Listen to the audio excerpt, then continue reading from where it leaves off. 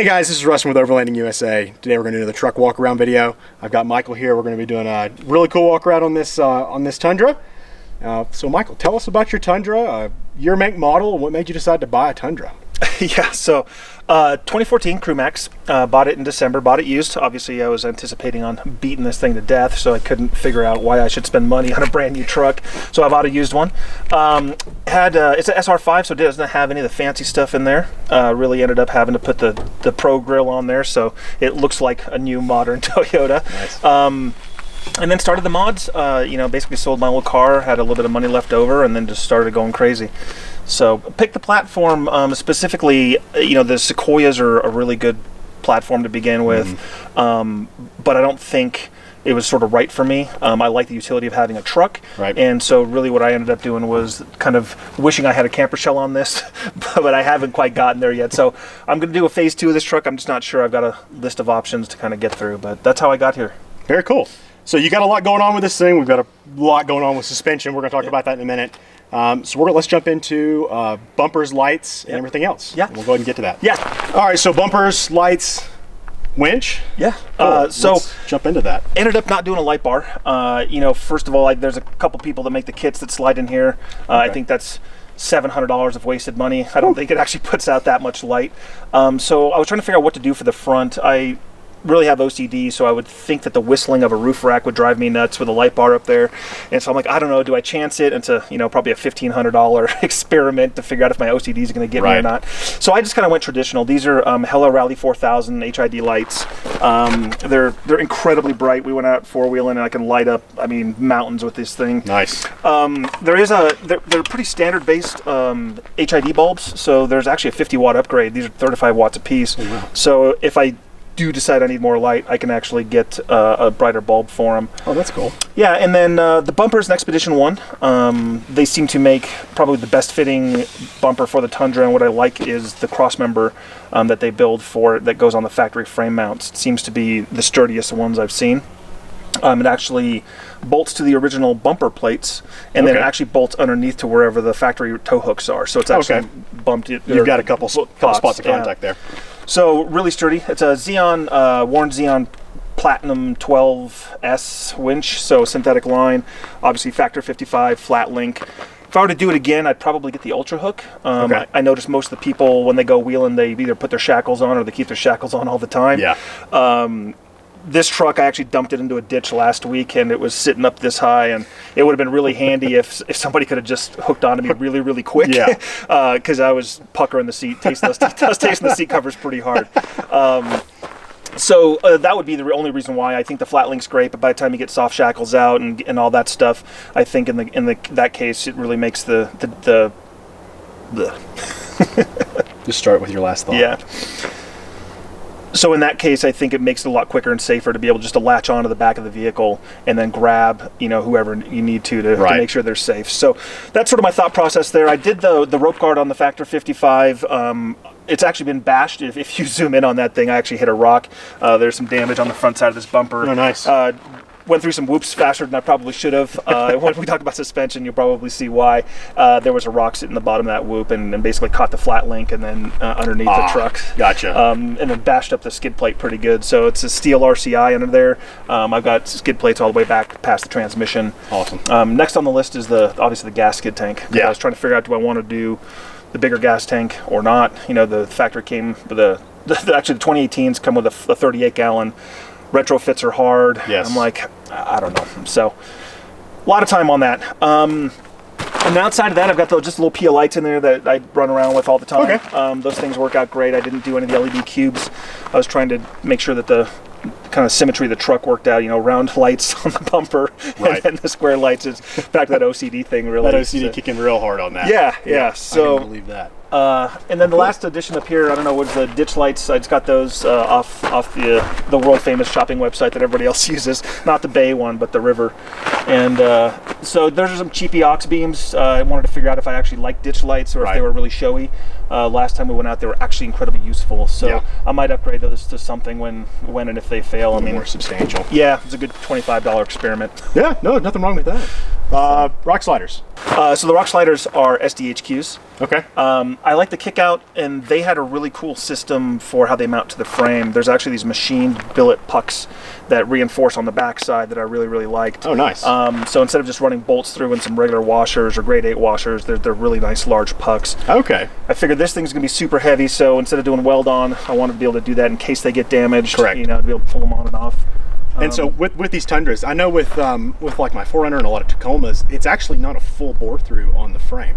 So it's just maybe some bolts that are 2 inches long that go into the frame and stay there. So these are actually full, like you're going to deal with a 12-inch No, so on the bottom of the slider, there's a flat plate, and then there's a U channel that actually slides onto the frame. Right. There's 2 bolts that sort of hold that, you know, back to the frame. I see what you're saying. And then there's about 4 places on the Tundra that actually are drilled through the frame from the factory. They're just factory ovals. Okay. And so they've got mounting plates that specifically line up to those. So it's kind of the bottom part of the slider holds on, and then that bracket is actually bolted to the side of the frame. That's incredibly strong. Gotcha. Well, sweet. Well, I like this bumper a lot. It looks really good. I think you've got pretty much everything you need for getting out and wheeling pretty good as far as getting this and recovery and everything like that. I really wish they made the full ramp style, because I was going to do that, but they don't make it for this. I don't know too many people that do make a full go around style like that. Yeah, I think it's just the way, because this bumper sits so low or lower on the grill. You're not actually having to cut anything and do anything like that. But yeah, I think it looked a little weird because the way it'd have to come down so far. Yeah, it would have to be really tall. Yeah. Well, cool. Let's go ahead and jump into that suspension you were talking about. We got a lot to go on. All right, man, so we've got some pretty good beef on these tires, and we've got some awesome suspension up under there. Let's start with the tire, then get to the wheel, and I'll work our way in. So what are we working with? So I did a lot of research on tires, and unfortunately when you do research on the internet, it's all just going to lead to your head getting exploded and just bad decisions all the way around, because everyone's a fan of everything. So I was looking at the Coopers, the Discoverer STT Pros, which are super highly rated. I was looking at some of the Nitos, the Terra Grapplers, and I ended up going with the BF Goodrich. A couple reasons why. They're the KO2s. They're 325 60/20s. I ended up going that size because I really like the wheels. The wheels are method. I think they're NV something or others.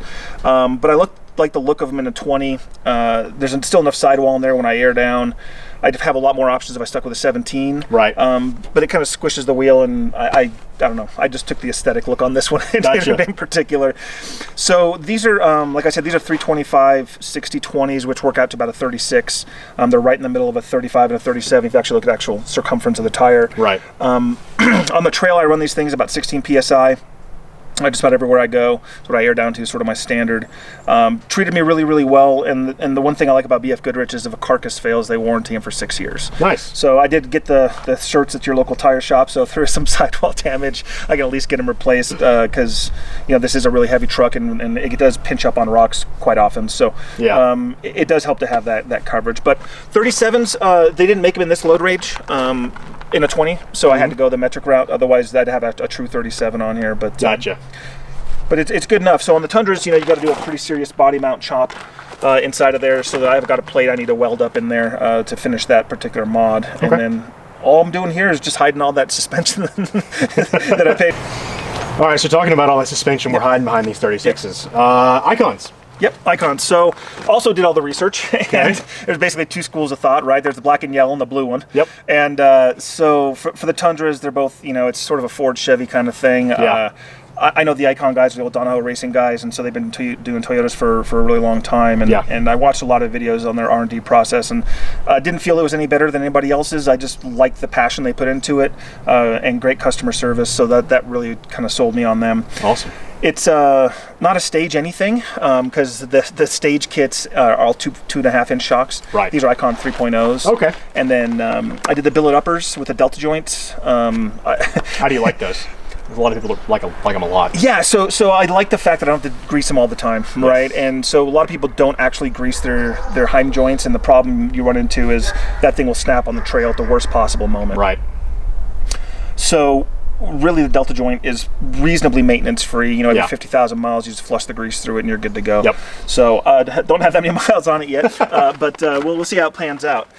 So Remote mount reservoirs, right? Obviously, that's the Shoverland points. I needed some Shoverland points because I don't have a rooftop tent. And when we get to the bed, I'll talk about that. And then there's a couple things you can't see. I took off the sway bar for some more articulation. Yeah, absolutely. Doesn't make it a death trap on the highway like most people lead you to believe. It does lean pretty hard into turns, but it's fine. It's a big truck. I know exactly where you're at with that one. I put my icons on and I actually take my sway bar off because it was rubbing the icons. Oh, the sway bar on these 400s is so thick that if you don't do like an 1.5 inch sway bar drop, it'll rub them pretty bad. Yeah. And I just figured if I got icons, I might as well. Might as well. Yeah. So the only other thing is I've got ABS shield guards, which are pretty big deal in Tundra. Yep. So and that's pretty much the last set of the mods that are kind of up front. Very cool. Well, I'm sure it's very nice to ride on. It looks pretty. You're definitely getting some points for that. Yeah, it rides really well. I went through some whoops pretty hard. I've got about another inch of preload I think I'm going to add to this just to raise the front of the truck up a little bit. Problem I have is I've gone wheeling pretty hard and the tire goes up and actually ripped the fender liner out. so I think fiberglass fenders might be next on the list. Fiberglass fenders sound like they might need a... Yeah, I always see the guys overlanding with the Tundras that have fiberglass fenders. I'm like, what are you doing? And I now understand. You get it. You hit it just a little too fast and next thing you know. No, yeah, and bump stops, didn't hit the bump stops or anything, but there's just enough up travel in this thing to tear that out on the size of the tire. Yeah, so. I've been there. Cool. Very cool. All right, well, let's jump around to the back of the truck and let's see what you've got going on back there.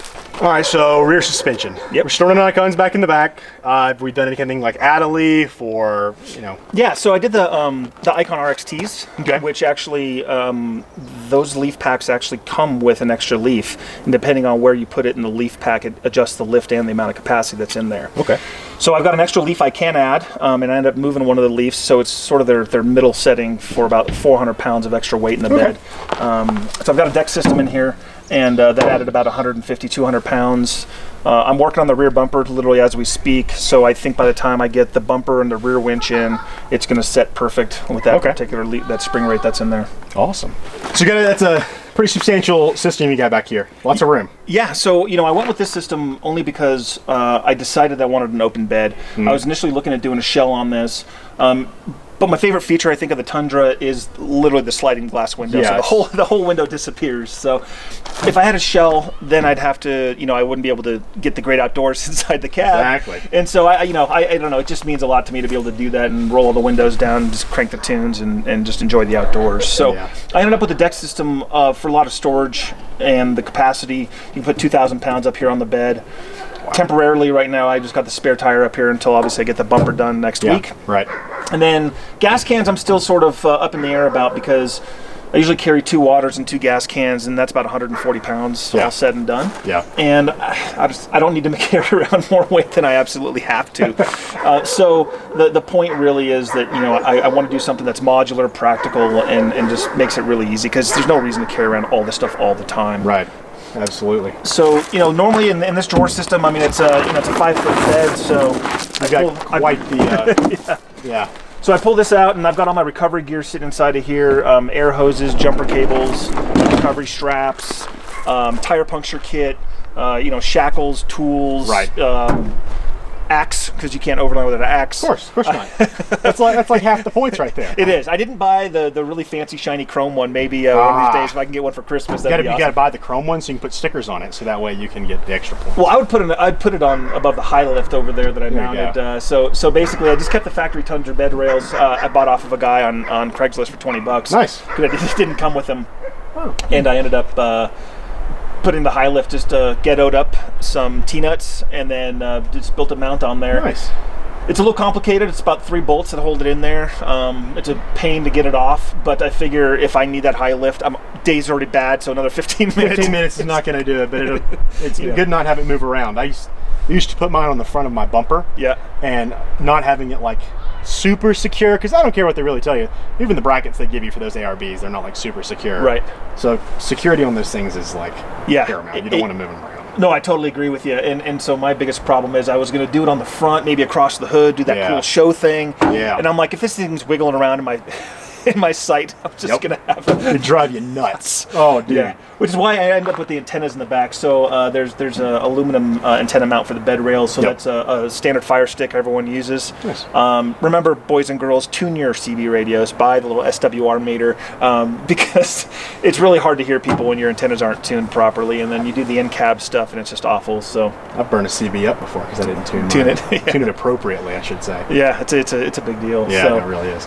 And then I've got a Yaesu FTM 400 in there for ham radio. Nice. I'm an amateur extra, and so that's just a diamond 2 meter 70 centimeter antenna. Nice. Been pretty sturdy. The Wilsons are really reliable, and those are great antennas. I just got a good deal on it with the plate and called it good. Got some reasonable range out of it. Yeah, it's really good. Nice. Yeah, it's incredible. Very good. And then I found these weather pack connectors on Amazon. They're like. Pack of 30 and come in different sizes. So nice. They say the first cut is the deepest. So the easiest way to get that antenna back in there, I drilled about a 1/2-inch hole in the bottom of the truck. Yep. But it's all O-ringed on both sides to keep water from going up there. So just kind of ran the wire that way as opposed to drilling through the cab like most folks do, just to try to keep it nice and easy. Yeah. That does sound a lot better than just going straight through the cab. It's pretty hard. And then, so I've got dual batteries in here. Most of the guys in the Tundras, they'll put a toolbox back here, and then they'll mount the air compressors and batteries in the toolbox. It was a little harder with the deck system because it would have blocked the back window. Correct. So I was like, now what? So a buddy of mine, we did a custom. I got a Group 31 sitting up under the cab in a custom mount. So cool. It hides up under the sliders, and so I got plenty of battery capacity. And if I needed to do another one, I could probably do one on the other side. But just really be getting after the juice. Yeah. I mean, if I have to start my truck for an hour every 3 days, I think I'm fine. Yeah, I think you're good. Yeah. I think I'm fine. So. And I don't want to sit in one place for 3 days, I don't think. No. So I like to keep moving too. So yeah. All right, let's jump in the cab. Let's see where we've got all the monitoring systems and everything going in there, and we'll hop in there. Cool. Let's do it. All right, so interior-wise. Yep. Kept it pretty clean in here. Try to. I really like some of the stuff that you got going on. So let's just start.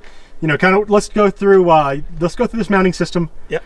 Some of the displays you've got going in there, what you use them for. Yep. And then I know you've got some really cool stuff as far as the wiring and how you've wired your truck up, and we'll talk about that last. Yep.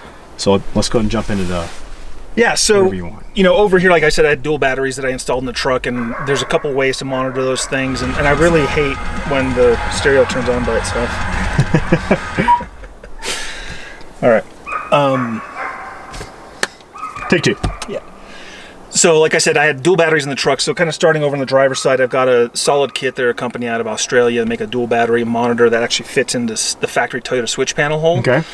So I didn't have to put anything inside the glove box or inside the center console. It's just super clean. Replaced an empty panel I had and monitors front and back battery voltages, which is really handy. Right. There's a company that makes a factory retrofit kit for the P3 trailer controllers. So I've got one of those. Obviously, big truck, and I can pull a lot of weight. So brake controller is really important to me.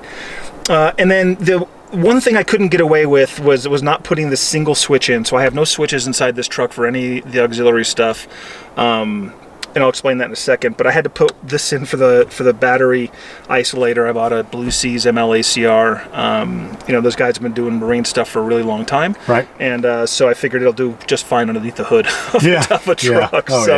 So they told me that I really want to put the switch in because it makes troubleshooting a lot easier if it's low voltage, if the solenoid's going bad or whatever else. Plus I can either disconnect or tie the batteries together manually. And that was important to me because I'm going to have a rear winch on this truck. And if I ever get in some sort of situation where I need both batteries, at least I have the capacity, I can glue them together. So that was pretty important to me. And then, so over here I've got a ram mount system.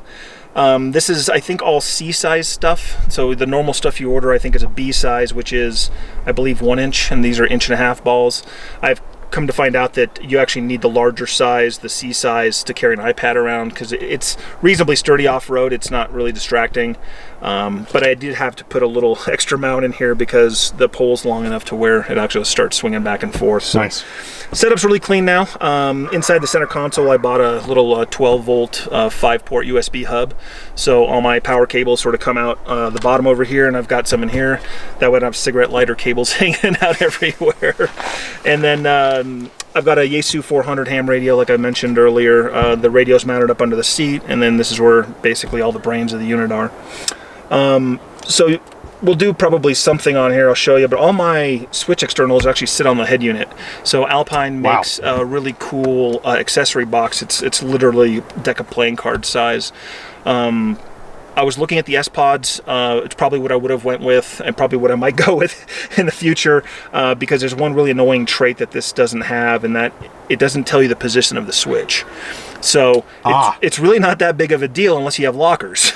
And so you'll be coming back off the trail, the lockers will still be engaged, and then you're barking on the pavement pretty hard, and you're like, oh, it didn't disconnect. So I put 3 little lights down here that tell me that the air compressor's on, the front locker's on, the rear locker's on. Because the rest you can figure out. You either have light or you don't have light, but it's still an annoying feature, that I didn't know. They don't tell you that in the brochure. And the really annoying part is if you program it to do a momentary latch, it actually draws a box around it for that moment. I'm like, well, why don't you do that for the rest of the time? So I've complained to Alpine, they don't seem to care. So if anybody from Alpine sees this, please fix it. Please. It's really annoying. But the S-Pods may be how I go in the future, if I have room under the hood. So very cool. Yeah, and then that's it. So I've got, all the light controls, all the air compressor controls and lockers all just kind of built into the head unit. That's a pretty cool little setup there. It's cool. I get rid of the switches. I like there are trucks that are very cool that have, a GPS here and have switches here and all this other stuff. Yeah. But back to that OCD conversation, I like to keep it simple. That's less stuff to go wrong. So I really bought onto the Gaia GPS app for my navigation. I use Waze on the highway just like everybody else does, I think. And then music collection stored on here as well, right? So I can 128 gig. Nice. I did buy the Wi-Fi pack or the cellular package on this thing, so my girlfriend can play around on the internet on the iPad while she's driving, because I can just swing the RAM out to her. Very cool. And so she can watch Netflix while we're driving. Doesn't go bored. So it brings peace and harmony to the cab. So highly recommended for everybody. I might have to do that now. Yeah, that sounds like a really good idea. It's a great way to go. Yeah, it's a great way to go. And that's it. There's a lot of complexity hidden, I think, by the head unit really in there, and then the sub panel that I've got underneath the footwell. So one of the things I was wrestling with was, where do you run all your cables to? How many fuses am I going to run? Right. All that kind of stuff. And basically coming out of the head unit, there's just 8 little cables for the relay triggers. So the relays sit up under the hood. I did a firewall pass through with a couple of those connectors I was talking about earlier with the watertight connectors. And then everything in the cab and rearward connects to the secondary battery through that sub panel that's sitting inside of there. So the fridge, the iPad, the USB charger, the stereo, the amp for the subwoofers, and then basically all my lights and the rear winches can be all off the rear battery. So very cool. Yeah, a lot going on there. I really like the interior. It's very clean. Kept it very simple. I wish it was a little bit better on the head unit, because that's really cool. I'd love to do that myself, but yeah, that'd be a bummer not being able to tell. It's workable. So I bought 3 tiny little LEDs, and it works out great. I mean, for your main stuff, yeah, your for my main stuff. everything. So you can just tell it's on, and lights are pretty obvious when they're on. Yeah, they usually are. So that's the one downfall that I didn't know was a thing until it was a thing. Yeah, absolutely. So. Well, very cool. Well, let's jump around to the last thing. I want to look at the engine bay and everything you got going on in there, and we'll be done. Sweet. So, engine bay. Got us a big 5.7, obviously, but we got a few other little things in here, so let's go over real fast. Yeah, so probably the most obvious thing is obviously another set of power panels over here. Ended up doing everything that I added to the truck. I added a second to this secondary fuse panel. Very nice. I didn't want to mess with the factory fuse box, so there's not a single tap in there. There's not anything different than how it came from the factory. Nice. Mainly because this plate is a bit of a pain to remove, so I didn't want the chance of popping a factory fuse. And then B, it just makes adding stuff a lot easier. So there's power distribution over here, there's ground over here, and then obviously the dual battery isolator. Swapped out the battery for North Star. I'm a huge fan of North Star. There's a couple other brands I looked at, but I just really liked everything the North Star guys were doing. Nice. And then I've got a 4-aught going to the back battery. That's absolutely overkill. I did the amperage charts and was thinking back to that dual winching scenario. If I ever had to, I could just couple the 2 batteries together, and these winches pull 300-400 amps, no problem. Yeah, so you need something bigger than 0 gauge, but man, that thing is it's a garden hose. Yeah, it is. so I was able to get that all routed down there and underneath the truck and inside the frame rails, and then Outside of that, I ended up doing dual ARB twin compressors. X Factor makes the mount sitting over there. Okay. So it slides in pretty easy. I just had to move the washer fluid over a little bit. Yeah. And then plumb that for air. Plan on doing an air tank probably where the spare tire was, but I haven't needed it yet. Yeah. Because these twins are really, really fast. Yeah, they are. So, like I said, I got front and rear lockers. Got gears too. Did the 488s. Really like the 488s. I wish they made a 5-something, a 512 or whatever, but they don't. So the 488s it is. But those are for the ARB lockers as well, sitting up there. And then I'm gonna have some relays over here. I bought some auxiliary cooling fans for the front of the truck that I'm gonna do a custom mount for. Yep. Doesn't run hot, but things that run cooler last longer. Yeah, so you know, we're on the trail and somebody's stuck. I mean, we could be idling for an hour or so. So it'd be cool just to get some additional airflow through here. And I got a bunch of relays sitting in the back over there for the lockers, the compressor, the lights. The ditch lights and the front lights, obviously. And then I did a bunch of pass-throughs on that side. So on the Tundras, there's the engine computer, but off to the side, there's about a 6-inch square where nothing goes through on either side. So I did those weather-tight connectors. Nice. And then ran the 4-gauge into the interior panel. So I got a 100-amp service sub-panel, basically, sitting inside the truck. And then that all connects back up to here as well. Cool. So try to keep it clean as well. Very clean. Looks very good. Thanks, man. I had a driveline shop do the lockers, and they didn't route the lines the way I wanted them to, so that's probably on the list here soon to fix that, back to that OCD problem. Nice. Where I'm going to try and get that to run a little cleaner so there's no chance of chafing and rubbing, because obviously a lost airline is going to be a bad day on the trail. Absolutely. So, but cool. Yeah, so that's it. You know, a lot of little stuff, a lot of time. I mean, it's been a lot of fun building this thing, and just try to keep it clean, try to understand and figure out what I want to do first before I do it, because I don't like doing things twice. And then if you do it right the first time, when the thing goes sideways, if it ever goes sideways, you're really clear on how to fix it. Correct, because trailside repairs are inevitable at some point. And if you're trying to figure out if that duct tape and baling wire fix you did last time is the cause, you know, it just makes everything a lot easier. Very cool. Let's just kind of work our way back, do some final thoughts, and then we'll get you out of here. Cool. Sounds good. All right, Michael. I really appreciate you bringing the truck out. This thing is a monster. I've got envy for sure. I really have always had a kind of a spot for Tundras. I just haven't ever gotten around to build one yet. It will happen, but awesome. It just hasn't happened yet. But awesome. Is there anywhere people can check you out, as far as, are you on social media or Instagram or anything like that? Yeah. So I have Instagram. It's Bougie Overland. Perfect. That's even better. That's awesome. So it was Overland Mike, but I changed it to Bougie Overland. I like wine, and so every time I go camping and I'm cooking, usually making tacos and wine, and everyone just gives me a really hard time about just, how bougie are you? And so it just stuck. I'm owning it. And I get it. Hey, man, that's the best way. That's the best way to do it. Just own up and live with it. So Bougie Overland on Instagram, cool. and that's the best way to find me. Awesome. All right, guys, thanks for watching. I'm going to leave a link to all of Mike's channels and everything down below. As always, if you really like this video, make sure you leave a thumbs up. It's great for us to know to continue making content like this. If you're not already, please subscribe. It really helps us just continue the channel. So thanks for watching. This has been Rustin and Mike. We'll catch you on the next truck walk around video. See you guys.